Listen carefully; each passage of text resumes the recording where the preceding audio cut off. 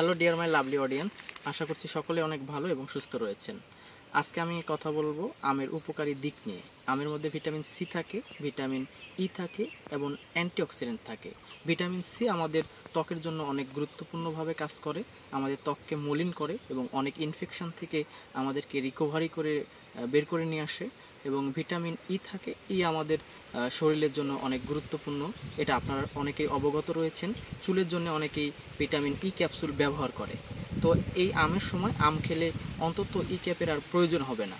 এবং আমের মধ্যে অ্যান্টিঅক্সিডেন্ট থাকে, যাতে করে আমাদের শরীরের রোগ প্রতিরোধ ক্ষমতা বৃদ্ধি হয়। এবং আমের মধ্যে পটাশিয়াম এবং ম্যাগনেসিয়াম থাকে, যা আমাদের হার্টের জন্য অনেক উপকারী। এবং আরও আমের মধ্যে থাকে এনজাইম এবং ফাইবার, যা আমাদের মলকে নরম করে, যা কোষ্ঠকাঠিন্য থেকে আমাদেরকে রক্ষা করে। আজকের মতো এ পর্যন্তই।